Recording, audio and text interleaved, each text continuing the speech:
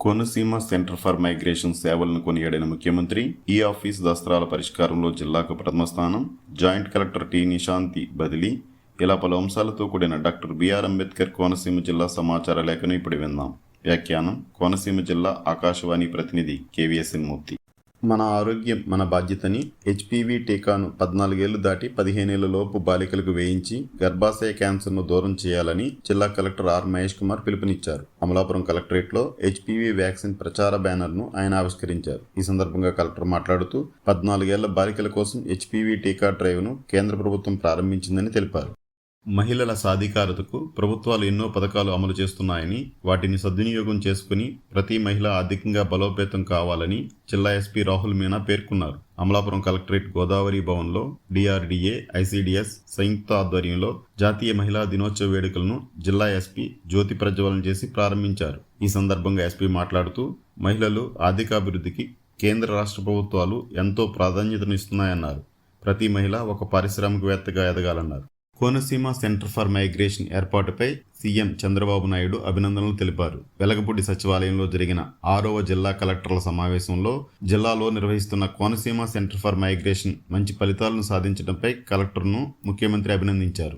ఈ ఆఫీస్ ద్వారా దస్త్రాల పరిష్కారంలో రాష్ట్రంలో జిల్లా ప్రథమ స్థానంలో నిలిచిందని జిల్లా సంయుక్త కలెక్టర్ టి నిశాంతి పేర్కొన్నారు. ఈ ఆఫీస్ దస్త్రాల పరిష్కారంలో రాష్ట్రంలోనే ప్రథమ స్థానంలో నిలిచినందుకు కార్యాలయ సిబ్బందికి జేసీ అభినందనలు తెలిపారు. అన్నదాతల సంక్షేమమే లక్ష్యంగా ప్రభుత్వం అమలు చేస్తున్న అన్నదాత సుఖీభవ 3వ విడత, 22వ విడత పీఎం కిసాన్ పథకం కింద అర్హులైన ప్రతి ఒక్కరికి లబ్ధి చేకూర్చడం జరుగుతుందని జిల్లా కలెక్టర్ ఆర్ మహేష్ కుమార్ వెల్లడించారు. 2025-26 ఆర్థిక సంవత్సరంలో జిల్లా వ్యాప్తంగా 1,34,829 మంది అన్నదాతల కుటుంబాలకు 77.01 కోట్ల రూపాయలు జమ చేయబడినట్లు తెలిపారు.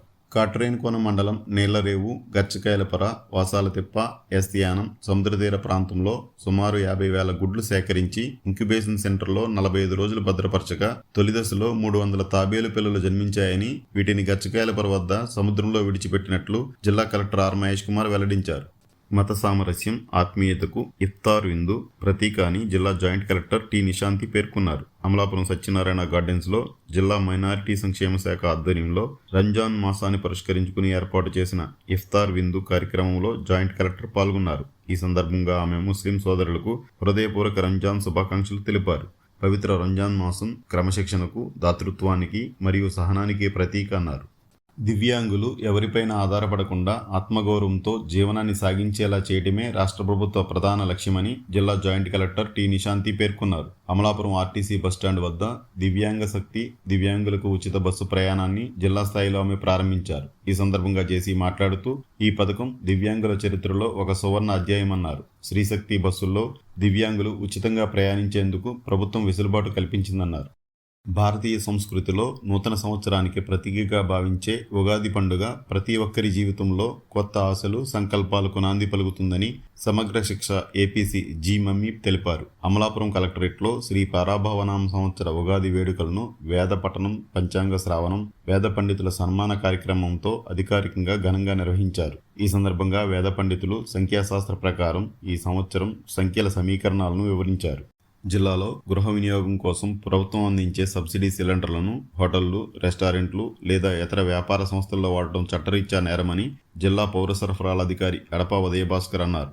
అల్లవరం మండలం బాడస్కూర్లో హోటళ్లు, రెస్టారెంట్లు, వాణిజ్య వ్యాపార సంస్థల్లో విస్తృత తనిఖీలు నిర్వహించారు. ఈ సందర్భంగా ఆయన మాట్లాడుతూ గ్యాస్ కొరత ఏర్పడినప్పటికీ కేంద్ర రాష్ట్ర ప్రభుత్వాలు గృహ వినియోగదారులకు నిరంతరాయంగా ఎల్పీజీ గ్యాస్ను సరఫరా చేస్తున్నాయన్నారు.